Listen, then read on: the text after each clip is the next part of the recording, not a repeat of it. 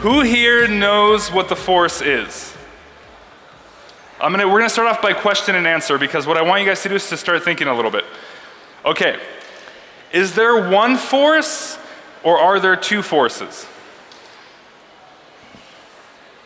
Who thinks there's two?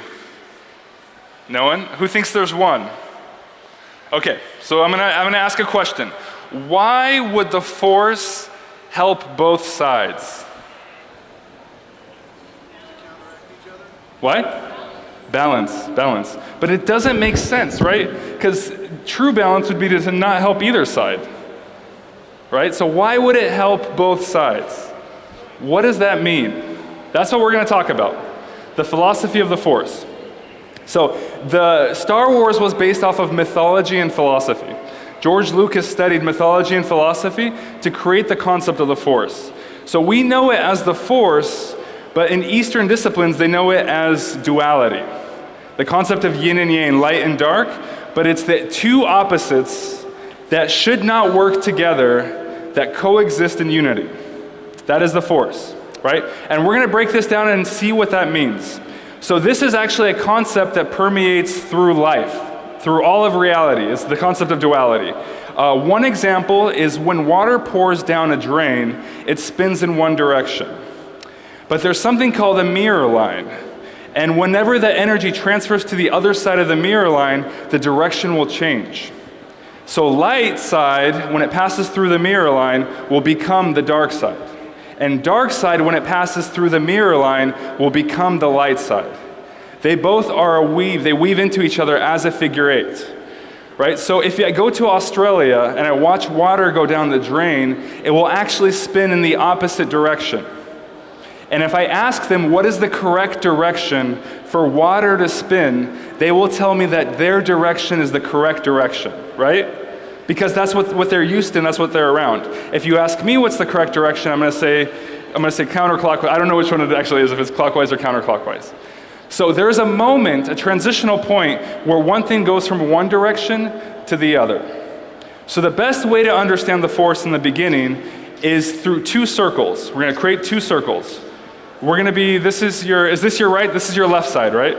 Because you're inverted, okay. So we'll call this light, and we'll call this circle dark, right? Just for kicks. Light side, dark side. They are spinning in opposite directions from each other. So light side is always spinning this direction. Dark side is always spinning this direction. They're polar opposites. They will never ever meet, right? Dark side, light side. Now there's a mirror line that happens right in the middle. Upward we'll call light, downward we'll call dark. So light and dark, two circles, light, dark. Now the concept is the figure eight. Even though it's spinning in this direction right here, there's a moment that transitions to the other circle. And you create the infinity symbol.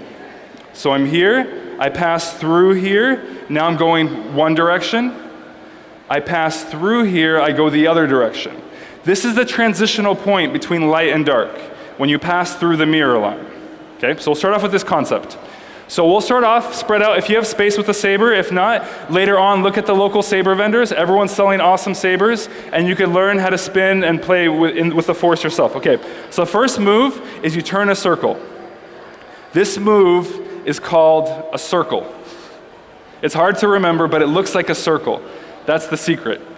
So this is the most important move in saber spinning. This is the move that no one teaches for some reason, because they don't understand the full embodiment of movement. So this is called the circle, right? So beforehand, we were talking about up being the light side of the Force, down being the dark side of the Force. Light side, dark side. In the circle, when I get to the top from the light, it has to fall to go to the dark. From the dark side, it has to rise to go to the light. One side falls, one side rises, but together they make a circle. In this analogy, the circle is the Force, or the figure eight is the Force, the combination of two circles. They're always balanced because it's always a circle. The Force doesn't have a difference between light and dark. These are human perspectives. What the Force favors is resolve. Anyone who has resolve is blessed by the Force. If someone believes in what they're doing, the Force gives them extra powers. The Sith believe in what they're doing.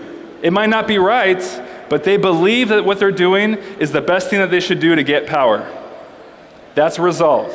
The Jedi believe in what they're doing. They're trying to stop evil. That is resolve. The Force will bless anyone with resolve. That's it. So we have the circle. One side falls, one side rises, passes through the mirror line. When you go through the mirror line, everything's backwards. Falling, rising, backwards. Okay? So our first move, we have the circle here. We'll extend the circle out. So I meant from close to my body to away from my body. Circle is still there, right? This is the front side. It's facing you guys. We'll call this light. It also has a back side. It's away from you guys. We'll call this dark. Together, you create a figure 8, which is the infinity symbol. This is the Force. This is the Force, and this is the Force. It's the balance between two energies, front, back. Together creates the Force. Right? Now also, in duality, anything that's opposite creates duality. So we have front and back. We also have up and down. So I have down, circle. I have up, circle. Down, circle. Up, circle. The up is a little bit tricky. You want to imagine that you're painting with a paintbrush and you're drawing the biggest possible circle you can. And it might tire out your shoulder and it might tire out your wrist, but go slow and relax as you do it so that you don't yank anything. It doesn't have to be fast. Practice transitioning from light to dark to light. The concept is that we're doing two circles, and between the two circles, we have high and we have low, which creates light and dark.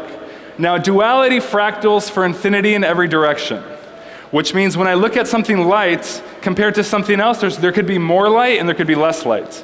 And I could say that is darker, that is lighter than something else. I could have up, and then I could have more up. And then I could have down, and then I could have less down. And infinity fractals forever. So we have up or down, up, front, back, low, back, high.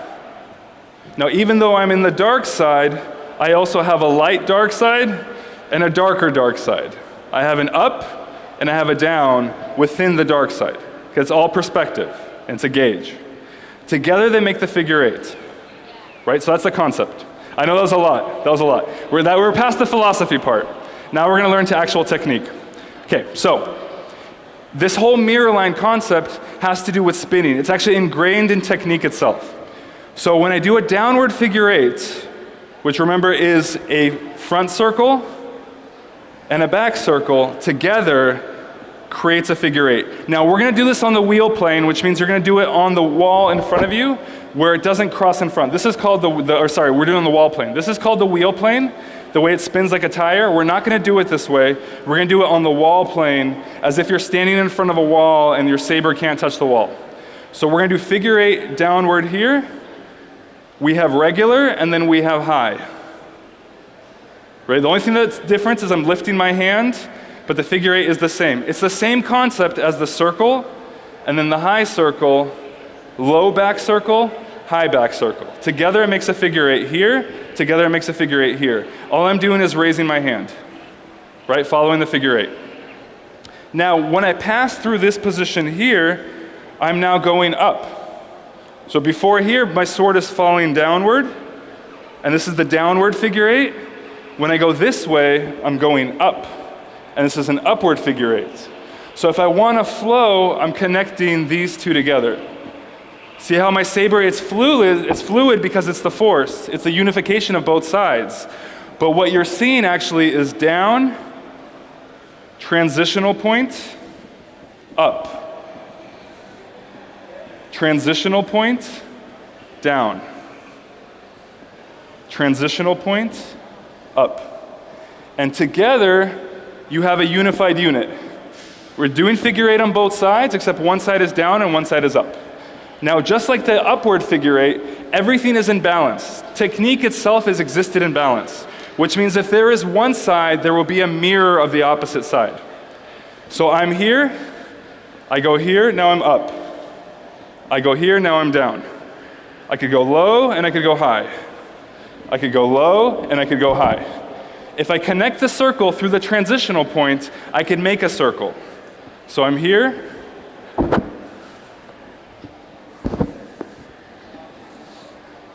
We're almost done with the hard stuff, and then we'll go to practice. Okay, so now we're talking about the light side.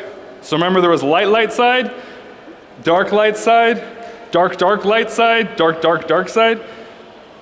Reverse grip, we call this dark side. We call this light side.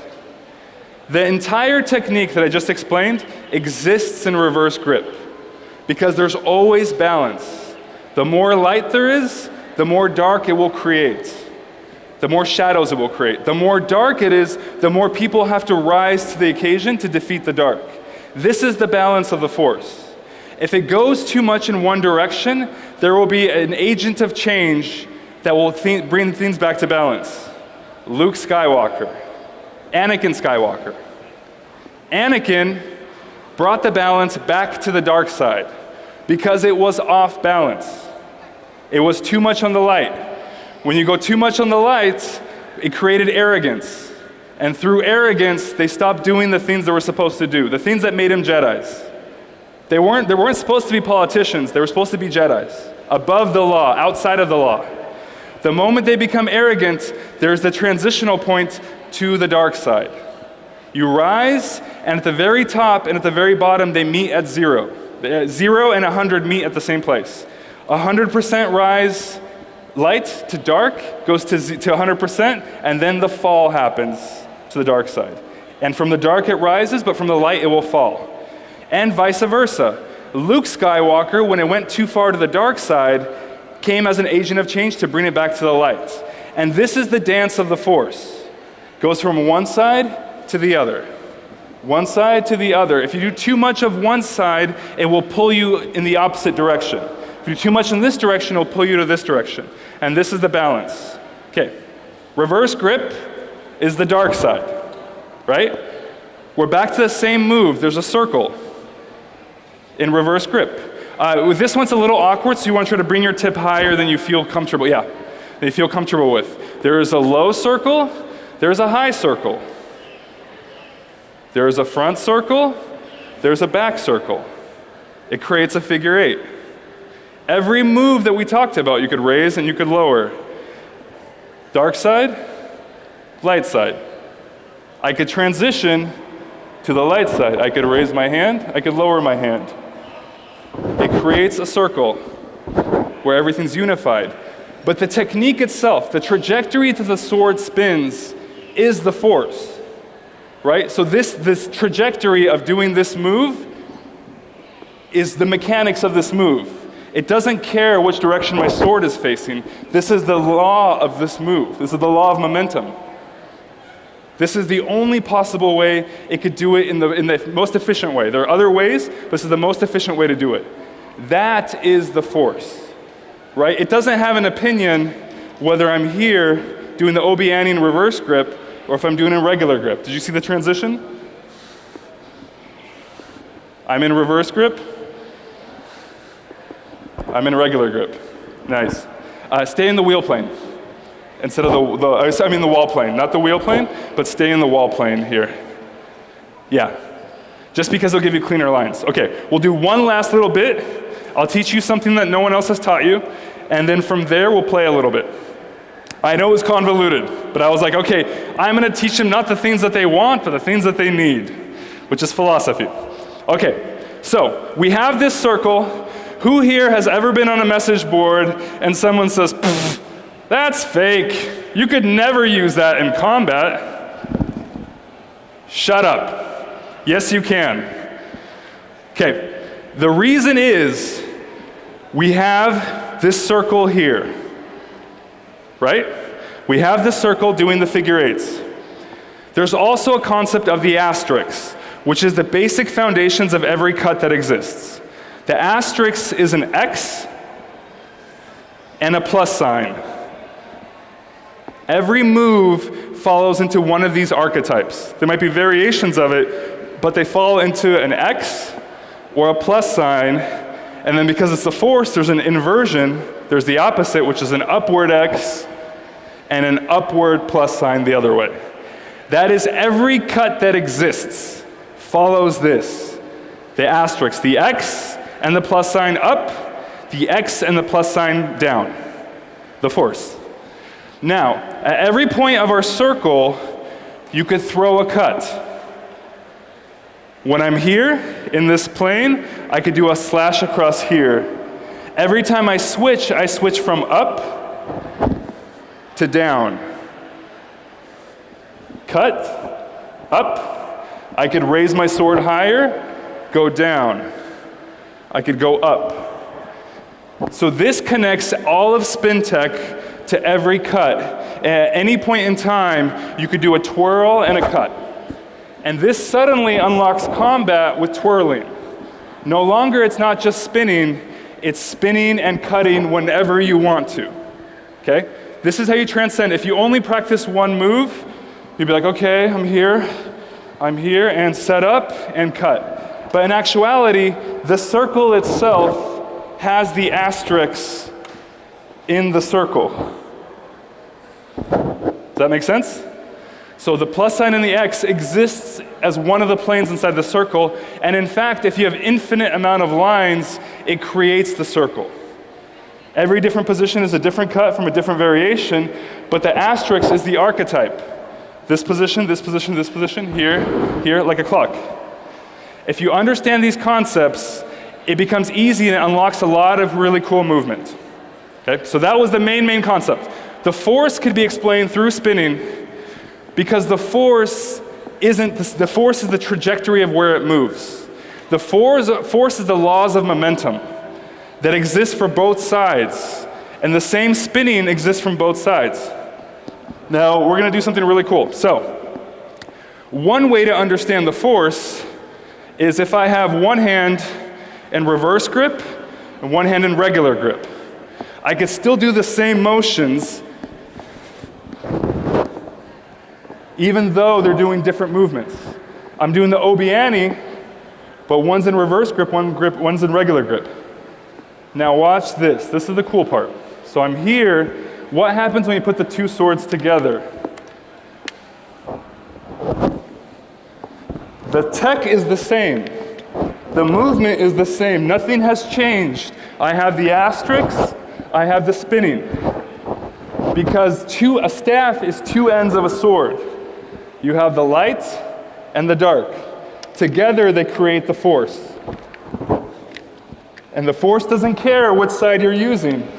We care, because it sucks to be bad. And that's how it becomes good. If you go all the way through the path of the dark side, eventually there's a moment where you will find absolute loneliness. And selfishness leads to loneliness. The Sith is about selfishness. What can I do for me? How can I get stronger? How can I get more power? How can I get things? The other side is compassion and serving others. How can I help everyone else? Or how can I help everyone else? How can I help myself? When you help everyone else, there is a moment where you feel martyrism. You feel burnt out, you feel taken advantage of, and then you pass the mirror line. And suddenly you're like, I'm only going to help myself. And you start falling to the dark side. And then you reach here and you realize all your friends are gone. And you're lonely. And then you have to turn your life around. And then you start going back up, helping others. And this is the circle of the Force. This is why the balance tips from one side to the other. Because both extremes are not that good. And as the two extremes, you're exact opposite away from each other.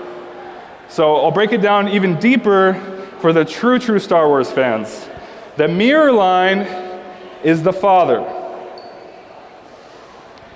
The dark side is the brother. The light side is the sister. The dark side and the light side is the brother and the sister. The mother is the extreme darkness at 100%.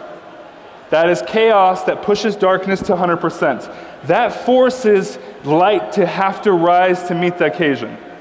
That's what creates a Luke Skywalker, right? You have the potential to become a Luke Skywalker. Do it. Cool, awesome. Thanks guys for taking my workshop. I'll show you guys it, thank you. I'm teaching one every day on a different topic. Today was the philosophy of the Force. Today was the most convoluted one out of all of them. But I knew that you guys could follow, so I taught it anyways. Tomorrow is going to be meditation. It's entering the flow state through breath and through movement.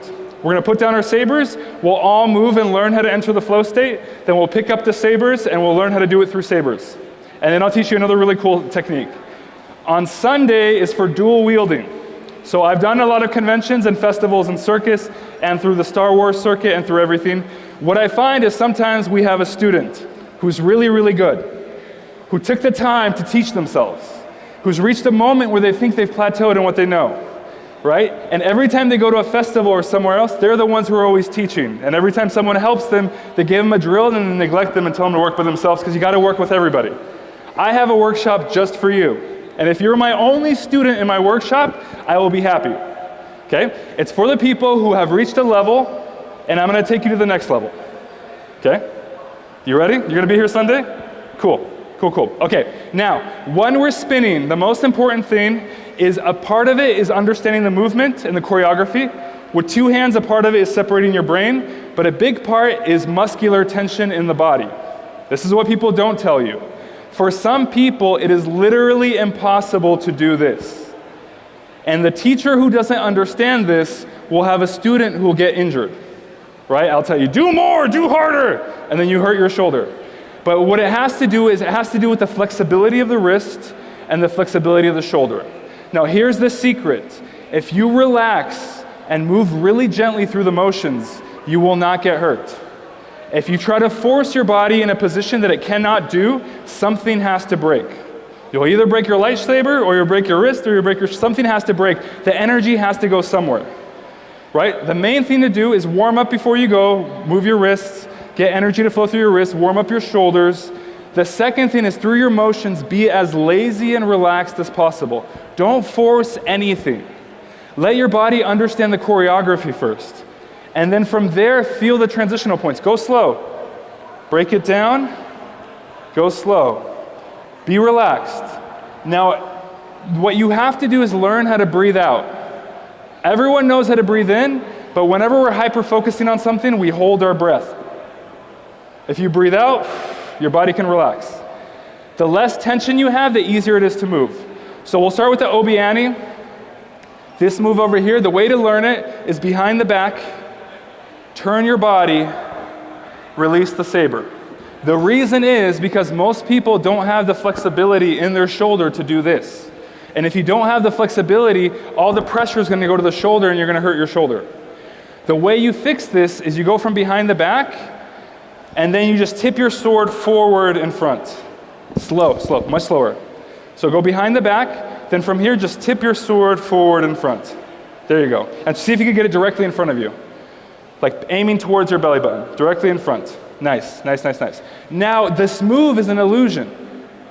My movement of my hips creates the illusion. So when I'm here, I go behind my back, I turn my body, I bring my sword in front to face my belly button. Right? But because I'm turning my body, it's creating the circle. This is what you do in the beginning because if you haven't built the shoulder flexibility, you could hurt your shoulder. Go slow, don't yank it. So you're here, behind the back, turn your body, bring your sword forward, upward figure 8. Go here, behind the back, pause, turn your body, upward figure 8. Gradually, as you get better at this, you could turn less and less. Eventually, you'll be able to not turn at all. It becomes a choice. I could turn if I want to, or I could stay in the same spot. It becomes a choice, and when it's a choice, you could do whatever you want, and the sword becomes your friend. Okay? Awesome. Thanks for taking my workshop. I hope you guys have a blast at Rebel Scum Con.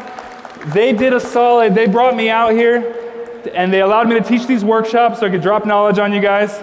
Please come back every single day. Tomorrow, 2 p.m., we're going to learn about meditation and how to tap into the Force, how to feel what it feels to be in the flow state. On Sunday, it's going to be advanced class. It's for dual wielding. It's how to separate your brain to work on both sides. It's how to use single point isolation to open up the mechanics of the shoulder. It's how to weave, cutting, and spinning. So I'll give you a little preview. Basically, our brain holds each move in a different region of the brain. So this already is pretty cool and pretty hard, right? This is all on the wall plane, and this is all spinning in the same direction. It's the same technique. My brain stores half of this information on one side through cross patterns, and half the information on this side. By practicing both sides, I connect the two sides for one idea. This right here is only level 1. These are the basics of level 1. Level 2 is changing your planes. Wheel plane, wall plane. Wheel plane, wall plane. That connects back to wheel plane, back to wall plane. Level 3 is cutting and spinning. Different techniques. One hand spins, one hand cuts. It allows you to actually fight while doing the motions. Level 4 I will explain on Sunday. But it shows you there's levels to this. That is just the basics. And it's good. If you got there, that means you're already better than 95% of the people. But a lot of the people get stuck when they get there. They get there and they're like, okay, I don't know what else to learn. There's no other teachers who could teach me. That's level 1. That means you're ready for level 2. And it keeps going. There's levels and levels. And it's fun because when you have something to work on and you have a goal, you could come back next year and you could be like, look, I've been working on this for 6 months. This is what I've unlocked. I am getting closer to becoming a Jedi. I'm getting closer to becoming a Sith. And I am understanding the Force. Thanks for taking my workshop.